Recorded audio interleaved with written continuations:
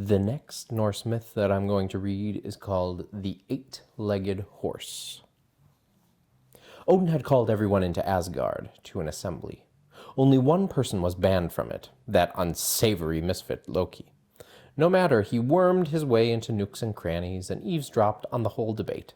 He listened to the gods railing against the constant harassment of the giants. He heard them agree to build a mighty rampart to encircle Asgard and keep the giants away. Milksops, he muttered to himself. Fancy needing to hide their little bums behind a wall. He sniggered and cocked his ear again in time to catch a fretful discussion about how to find a suitable builder for the project. They're even too helpless to construct it themselves and don't know where to turn for help. What would they do without me? Loki slipped out of his hiding place and streaked away to Giantland, where he gossiped openly about the gods' plans. In no time at all, he was back in Asgard. He smoothed his clothes, composed his features, and burst into the assembly. He stepped up lightly to Odin and groveled before him. "Allfather," he simpered, "you know this wall you plan to have erected around Asgard?" "How has news of this already reached you?" said Odin. "My lord, don't clutter your wise thoughts with trivial questions like that," said Loki. "And don't worry about the wall either. I found the perfect fellow to construct it for you, strong enough to work with the most massive blocks of stone." He licked his lips. "A giant." "Never," cried Odin. But Loki was already running to the door and flinging it open. The next moment, a hefty giant came striding into the hall. The gods all leapt up. Thor flushed and drew out his hammer, brandishing it menacingly. However, the giant held up his hands to show he was unarmed. "Calm yourself, Thor," he said. "I come in peace." He turned to Odin. "Sir, I know you are very wise, so you won't judge me by what I am, but by what I can do for you. Loki's told me about your urgent need for an impenetrable fortification. Let me construct it. I can make it higher and thicker than a mountain, totally unassailable. Once it's completed, you won't be troubled by my people in any way ever again." Odin narrowed his single eye and regarded the giant suspiciously. "This sounds a promising offer, on the face of it," he said. "How long would it take you to complete?" "I reckon around 3 seasons." The giant builder answered. "Why do you want to help us?" said Odin. "Because you gods irritate my people. Once Asgard is hidden inside this wall, we can forget you even exist." Odin snorted. "And how much do you intend to charge for your labor?" "Just consider how unique this fortification is going to be," the giant builder said. "And according to Loki, it's vital. In the circumstances, only a fool would accept a low fee. So my asking price is this: possession of the sun and the moon." The ravens perched on Odin's shoulder squawked in alarm. The high god himself glared at the giant, holding his shifty eyes in his gaze. Odin said, "If you took control of the sun and the moon, you'd probably hide them away and plunge all the worlds into darkness. I refuse your offer." "Don't be inflexible, Allfather," Loki called out. "He may be persuaded to accept an alternative." He turned to the giant. "Will you negotiate, my friend? Name something else you would take in payment instead of the sun and the moon." A slow grin spread across the giant builder's face. "Well now, yes, there is something else I'd take. In fact, to be honest, I'd far prefer it to the sun and the moon. I didn't ask for it because I was pretty sure the answer would be no. But since you seem desperate to get this wall into place as soon as possible, maybe you won't dismiss it out of hand." "Name it," said Odin. "Very well," said the giant. "What I'd really like is one of your goddesses." A gasp ran round the hall. "But not just anyone," the giant finished. "I want Freya." "No," said Odin. Freya jumped up, trembling with fury. "Throw him out, Odin," she shrieked. She turned to the giant builder, her bewitching features twisted into a disgusted grimace. "You filthy, lumbering, oversized numbskull. Look at those coarse laborer hands of yours. Ugh, how dare you even think of trying to touch me? Thor, I beg of you, destroy him." Thor strode forward, but Loki leapt between him and the giant with outstretched arms. "Calm down, peace, peace," he cried. "Why fight? Why take up extreme positions? Odin, I suggest you send the builder to wait outside for a few moments. We need to discuss this proposal in private." He didn't wait for Odin to agree, but ushered the giant builder back through the door. He returned alone, locking the door behind him. "What right does Loki have to participate in this discussion?" demanded Freya. "It's essential that I'm here," said Loki. "Only I have inside knowledge of the enemy." He lowered his voice. "Freya, my sweetest, don't worry. I'll get you out of this unscathed." He flashed her a suggestive smile. "You know I always do what's needed." Odin said, "If you have something useful to say, Loki, speak so all can hear it. Otherwise be silent." "I've got a brilliant compromise," said Loki. "It'll mean that you get the fortification almost completely built without putting Freya in any serious danger. Firstly, you need to reduce the available timescale drastically. Don't allow him the 3 seasons he's asked for, but insist the job is finished with a single winter."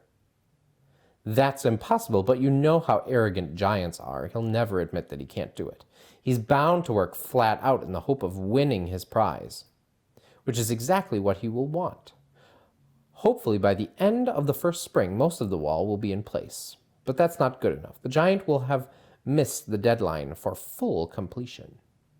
You'll get the fortification within a squeak of being completed, but he'll forfeit his payment, which means that the lovely Freya will be safe. You'll have to finish building the wall yourselves, of course, but the bulk of the work will be done, and no harm caused." "That's no use at all," objected Freya. "All he needs to do to win she shuddered, his prize, is get a load more giants to help him. They'll be running around all over Asgard. The wall will be finished in no time. And then, Hush, hush, hush. Don't get so jittery, Freya." Loki soothed her. "That won't happen, because secondly, Odin must specify that the giant has to do the building single-handed. No one is allowed to help." Odin heard him through, then sat very still, pondering. At last he said, "This does sound like an acceptable solution. However, I have a queasy feeling that there may still be trouble. If that occurs, Loki, I hold you responsible. You will either have to overcome it or suffer a fearful punishment." "That's fine by me," said Loki. Odin summoned the giant builder back into the hall and formally announced the conditions of the contract. The giant weighed them up silently and agreed to give it a go. Then he went back to Giantland. On the first day of winter, the giant builder returned, bringing with him a strong black stallion. He took up his position on the boundary and immediately set to work, hacking rocks into building blocks and setting his horse to drag them into place. Freya eyed him suspiciously, then went hurrying to Odin to complain. "Allfather, the terms of the giant's contract specify that he needed to work single-handedly. He's broken them by bringing a horse." Loki sidled out of the shadows. "There you go fretting again, my darling," he hissed. "All this upset is so unnecessary. Since when did a horse have hands? Of course, he needs a beast of burden. Even a giant isn't strong enough to haul up boulders without one." "What's your authority to comment on the law?" she snapped at him. "Loki has no right to pronounce on any aspect of this," said Odin, ignoring the trickster. "But I have warned him that if the wall is constructed too fast, thus putting you in danger, Freya, he will pay a forfeit with his life." The giant and the stallion worked steadily all through the winter. A very impressive structure quickly began to rise around the edge of the god's realm. It was so thick and so high that it would be impossible for the giants even to spy over the top, let alone breach it. Day by day, night by night, the wall grew gradually larger and longer, snaking around the borders of Asgard like a massive ring. Both Freya and Loki watched progress closely, each with good reason to be nervous. The days lengthened, buds opened, birds began to sing. The giant and his horse continued to work together at breakneck speed. Only a rapidly diminishing gap remained to be filled in. It was the last day of winter. Freya wept tears of red gold. She led her cats to Thor's hall and rapped urgently on the door. Thor let her in and gave her sanctuary in his 540 rooms. He fetched his hammer and iron gauntlets. He polished them grimly. The giant builder sweated and labored, spurred on by his forthcoming reward. Loki slipped into the forest. He paddled silently through the trees, dodging under briars and brambles. He nibbled rotting toadstools. He muttered grotesque words. Weird shocks convulsed him. He fell onto all fours. His handsome face lengthened and turned expressionless. His body stretched and contorted into curves. Short hair sprouted all over it. Long tresses grew from his rump and neck. Male into female, barren becomes fertile. Man transforms into beast. Meanwhile, the giant builder surveyed his work, rubbing his hands together. Only under another few loads of rock were needed. Then the whole fortification would be finished. With renewed energy, he hitched his stallion to drag up the next batch, but the animal seemed uncannily distracted. He kept turning his head towards the forest. He pricked his ears, and the giant caught the sound of branches cracking, hooves moving over rough ground, a soft but constant whinnying.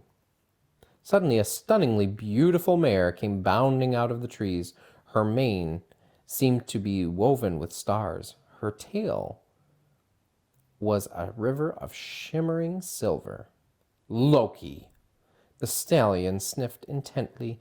He gave a loud snort and strained against his harness. The leather straps burst apart. He reared up, kicked his master out of the way, and set after the mare at a run.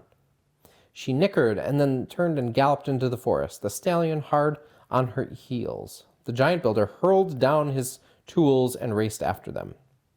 When dawn came, it was the first day of spring, and the great fortification was not finished. The giant builder was incandescent with frustrated lechery and rage. He had never even considered that he might have to accept defeat. "Loki, where are you, boy?" he yelled. "Bring me Freya as you promised. I've worked all winter, and I'm not going back to Giant Land without her. If you don't bring her, I'm seizing her by force." Loki made no answer, for he was nowhere to be found. But Thor heard him. His blood boiled at the giant's profanities. "Dear lady," he said to Freya, "the time has come." He stomped out of his house, marched up to the giant, and smashed his hammer with full force onto the brute's head. The giant's skull shattered into a mass of tiny fragments. For a long moment they hung suspended in the air. Then a soft breeze blew up and wafted them away. Meanwhile, Loki stayed in hiding. Nobody missed him. Almost a year passed. From somewhere very deep in the forest, gut-wrenching moans seared through the air. After this came a series of screams, on and on, like a woman deranged by the agony of childbirth. But none of the goddesses was with the child. None of them had gone missing. What could it mean? It meant that at last Loki came slinking and smirking out of the trees. Behind him trotted a gray newborn foal, still trailing its umbilical cord. The foal was beautiful, but it was also a monster, for it had 8 legs. Loki led the foal through Asgard. Everyone stared at them, but nobody hailed them. It was still at Loki's heels as they reached Odin's silver-thatched hall. Loki strutted inside and made his way to Odin's throne. Odin was gazing out moodily across the distant human realm. "Allfather," said Loki softly. Odin turned. When he saw who it was, he shook his head wearily. "Loki, what are you troubling me with now?" Loki winked. "Sorry it's taken me so long to offer reparation for organizing that risky business with the giant builder. Only it took a bit of time to organize this gift." He pointed at the foal. "Meet Sleipnir." Odin looked at the 8-legged foal suspiciously. "Where did you find that?" Loki sniggered. Where did I find him? Don't ask. Can't you guess? Don't you remember the night of mischief I had with the giant builder's stallion? 4. But afterwards, what an effort it was to carry this little fellow for so long, let alone to bring him out. But it was worth it, because I didn't get that fortification almost completely built for you, didn't I?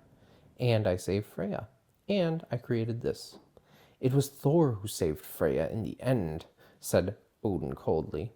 Let's call it a joint effort, said Loki. But never mind. What happened last year is gone. Just think now. Enjoy this young horse I've brought you. You can see his destiny better than I can. But I promise you that he will grow into a steed that's truly worthy of you, Allfather. I swear he'll serve you well. And though Loki could rarely be trusted on this occasion, he proved as good as his word.